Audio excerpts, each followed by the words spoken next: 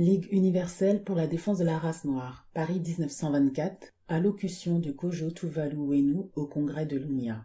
Monsieur le Président, Messieurs les délégués, Messieurs les députés, Mesdames, Messieurs, quand debout vibrant vous m'acclamiez tout à l'heure dans une ovation formidable, j'ai senti que ce n'est pas à moi que s'adressait cet hommage flatteur. C'est à la reine des martyrs, à la souffrance, à la douloureuse, mais à la toujours rayonnante et prestigieuse Afrique.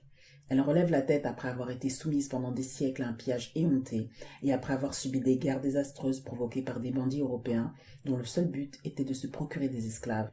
Crime indélébile commis sous le fardeau prétexte de la civilisation et du dogme stupide de la suprématie de la race blanche. Consciente de son génie et de sa destinée, l'Afrique veut désormais se régénérer. Elle aspire à se rédimer elle-même. Vous fûtes les premiers et les seuls véritables artisans de la gigantesque prospérité de l'Amérique. Avec quelle rage et quelle férocité vous en avez été exclus. La société américaine aux prétentions démocratiques mais dont l'impérialisme s'affirme de jour en jour vous a bafoués, chassés, relégués comme des pestiférés. Elle vous abreuve tous les jours d'opprobre et d'humiliation. Las de tant d'épreuves imméritées, indigné d'un sort inique qui vous échut d'une patrie ingrate et hostile à votre adoption, désespéré de voir s'amender ceux qui osent maintenir encore la coutume ignominieuse et barbare du lynch et qui, même quand les lois sont votées, les violent impunément et cyniquement. Vous êtes détourné avec horreur et dégoût d'un sol barbare pour jeter vos regards sur la terre d'Afrique qui fut votre berceau.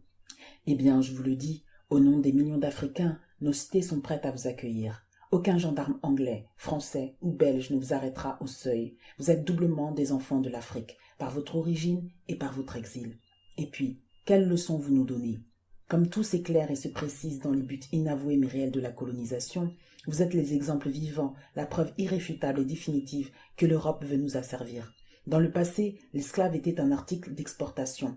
Aujourd'hui, grâce à la colonisation, c'est le régime pour les Africains de l'esclavage à domicile. L'Européen s'est implanté chez nous pour se livrer au rapt, au vol, au viol, à l'abrutissement de nos congénères. Il nous enlève nos propriétés, nos libertés civiles et nos libertés politiques. La suprématie économique et politique qu'elle nous impose nous ravale et nous maintient au rang d'esclaves. Nous avons la volonté immuable d'être des peuples libres, ayant une civilisation propre qui régénérera le monde. Car l'orgueil, l'ambition, le matérialisme grossier, l'hypocrisie religieuse des peuples dits civilisés ne sont plus qu'un objet d'écœurement et de dégoût pour le monde.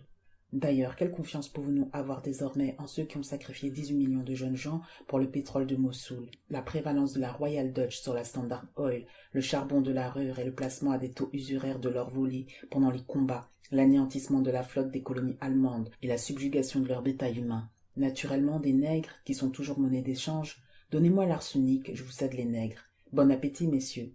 D'ailleurs, soyez convaincus, mesdames et messieurs, que notre croisade sauvera les peuples d'Europe et d'Amérique de la pieuvre capitaliste. Ces pays fourniront des volontiers les plus zélés, car ils se rendent compte de jour en jour dans quel abîme leur gouvernement les conduisent.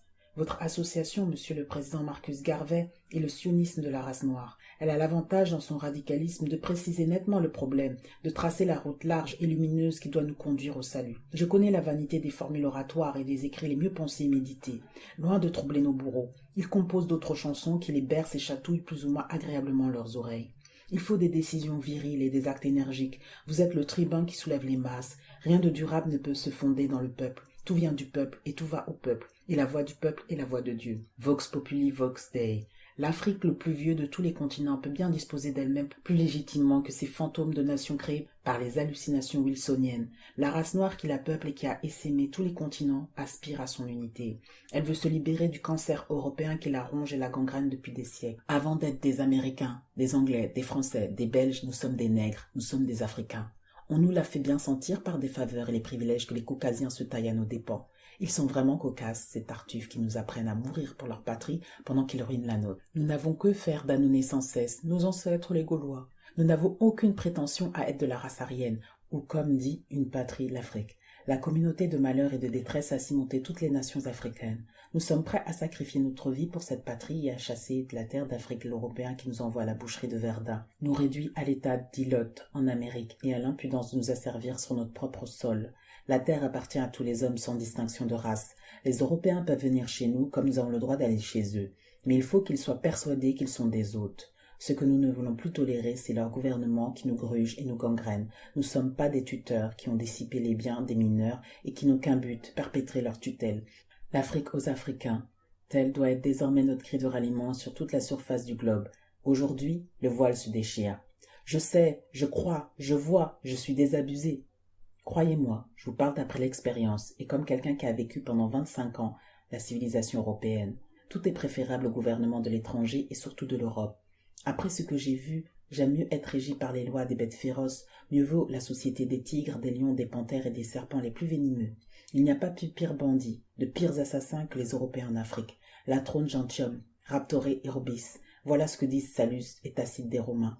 Les Européens sont des brigands qui dépouillent les peuples. Ce sont les pillards de l'univers. Vous êtes, Monsieur le Président, l'artillerie lourde qui fera la trouée dans cette offensive que nous prenons. Mais permettez-moi de vous le rappeler, l'union fait la force. C'est par la solidarité de tous les congénères de notre race. C'est par l'union que nous remporterons la victoire définitive. Pour aller plus loin, je vous conseille la lecture de l'ouvrage de Mouvement panafricanisme au XXe siècle. N'hésitez pas à vous abonner à la chaîne YouTube, à activer la cloche pour recevoir les notifications lors des publications des prochaines vidéos. Et je vous dis à bientôt.